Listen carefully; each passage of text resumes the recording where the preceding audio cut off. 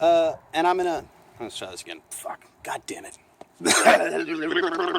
Okay. Hey guys, it's your boy Ghosty, and I am in a fantastic mood, and I'm here to tell you why you should be too. How can you be in a great mood?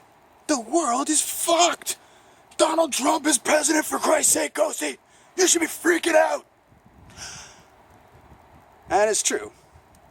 Well, take a walk with me. Take some time to breathe, relax a little bit, it's all good.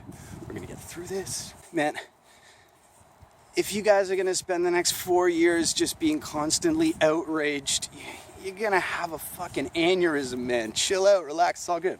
We got this. I encourage you, stand up, speak your mind, speak out, oppose the things you don't like. Absolutely, this shit happen. But the thing is, the thing that sucks about democracy is sometimes you gotta eat a dick, dude. And when the entire media and everybody is just being like, Trump can't win, what you're doing is you're stroking the dick. You're stroking it, man. It's just like, Trump is never gonna win. And then Obama's like sitting there being like, at least I'll go down in history as a president. It's like, way to go, Obama, you look like a jackass now. You guys are stroking that dick. And then in a democracy, when you lose, this is how democracy works. Sometimes you gotta eat a dick. And at this point, that dick is fucking huge, man. The left was not ready to eat that much dick. God.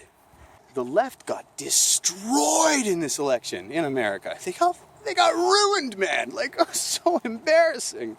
The obvious conversation, the obvious national conversation that would have taken place in a normal world where the media wasn't just a completely bought out, ridiculous machine would have been, why did they lose? And of course we didn't have that conversation. The conversation was, oh my gosh, it was because everybody's racist. It was the FBI's fault, that James Comey dude really, Russia, right. Jesus, dude.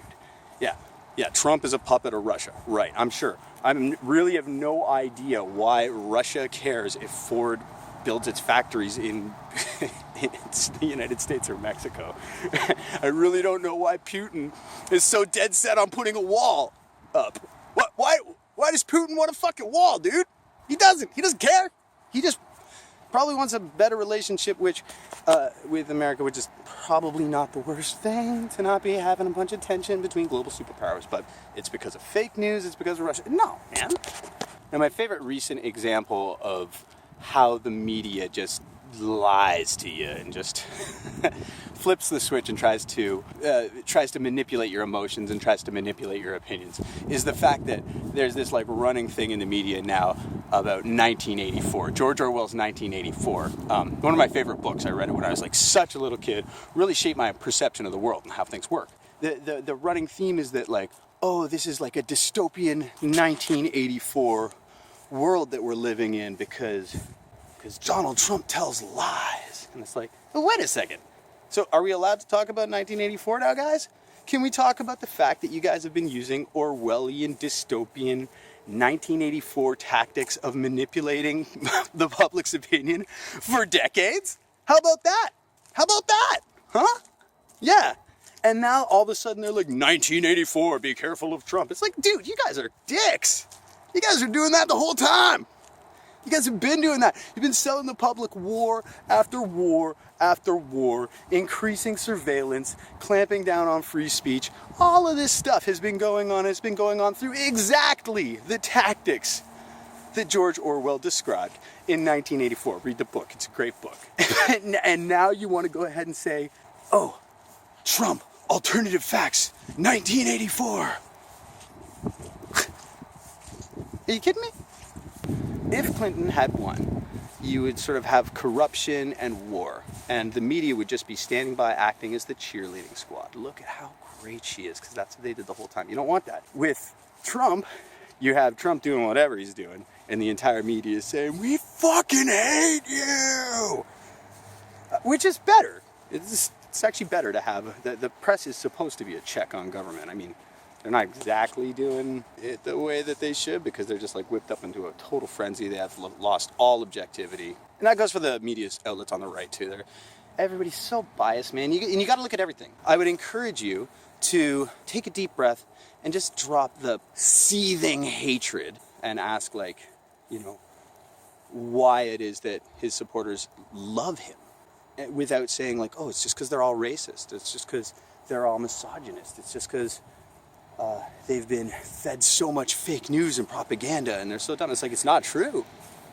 Just like racial division, class division, any kind of division is going to get overblown by the media. And calling everybody racist didn't help. It didn't help beat Donald Trump in the election. It doesn't help, make any friends or win over anybody with your argument. If you're just calling somebody names, you're just like, oh, you're racist, you're a social justice warrior, you're a conspiracy theorist, you're this, you're that, blah, blah, blah, blah, whatever. You're not winning any friends. You're not really doing anything that's good.